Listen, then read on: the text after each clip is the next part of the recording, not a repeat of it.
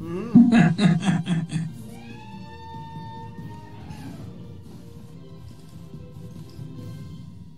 evening. Welcome to the evening news. I'm your host for tonight, Catboy Kunhua. In the news, I have a special announcement before the news starts. We have a special weather update. It comes from Texas.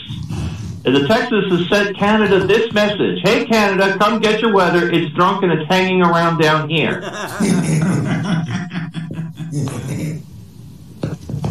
Okay, and with that, we're now going to move on to the regular news, and that is... That's absolutely true, folks. It is cold down here. Okay, in the news, in video game news, actually, the League of Legends is having a tournament right now. The American team has lost early in the tournament this week. They're already out. The coaches of teams from other nations said they expected the Americans to lose early in the tournament, as Americans could never defend their towers. Oh, I'm sorry. Okay. And also, doctors have determined that lysergic acid diethylethlamide, otherwise known as LSD, can serve as an effective weight loss drug. Because how are you supposed to eat anything when there's a magical dragon guarding your fridge? Also in somber news this week, former WWE wrestling star King Kong Bundy passed away yesterday at the age of 61. Doctors say due to complications from diabetes. During the 1980s, King Kong Bundy was one of the headline superstars of the WWE, having matches with wrestling greats such as Hulk Hogan, Andre the Giant, Jimmy Superfly Snuka, and Bam Bam Bigelow.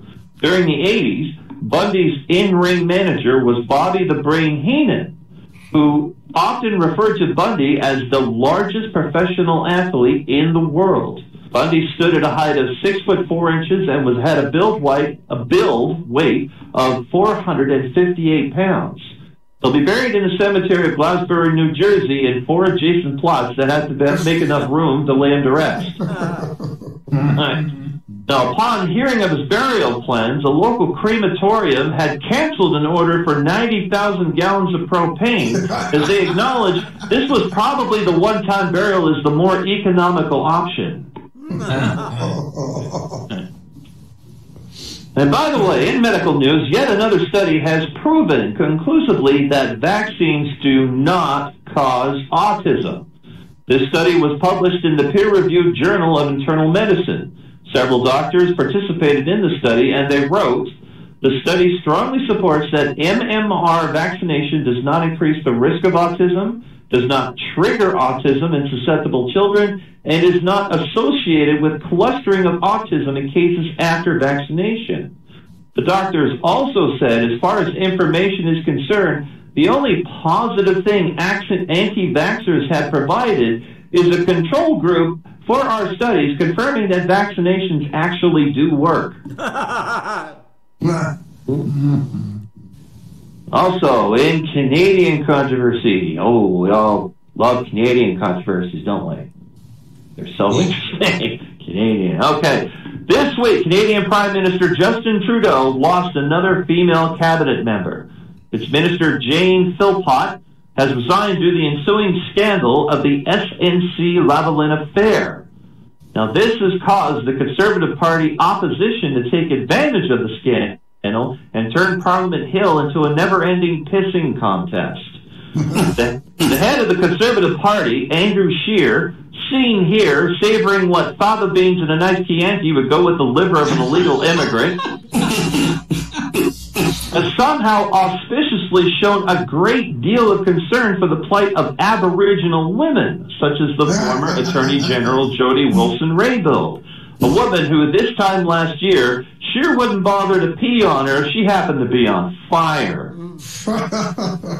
But no, ever since she resigned, she says because of pressure from the minister's office, all of a sudden she is now the most important thing in Scheer's world, as he actually held a press conference calling on the Prime Minister to resign. This is over a controversy where the person making the claims clearly said when they were directly asked, no criminal action had taken place. And until she does, This controversy literally has nowhere to go as either a criminal or ethics investigation. That means it's literally dead on the floor. The Canadian press is salivating over the story, desperately trying to make it into something bigger, as they want a Trump-like controversy to make the ratings. But once again, Canadian politics have let them down. Meanwhile, in America, where they do controversy right, the House Oversight Committee hearing from former Trump lawyer and child being told the divorce really is all your fault, you little asshole. Michael Cohen. Cohen testified that not only did Trump reimburse him for the Stormy Daniels payoff while in office, Cohen brought a copy of the check with him, and here it is. If you see here, there's Donald Trump's signature. It looks like an encephalogram that's been knocked over by an intern. But if you look, $35,000, and if you look right at the top, it says Capital One Bank. Capital One Bank is now associated with this. Now, because of this, Capital One, because of this revelation, Capital One has caused them to change their slogan to Capital One, what's in your wallet? Damning evidence of campaign finance fraud. And that's the way you wish it wasn't. I'm Catboy Kunhua. Yay! Hooray!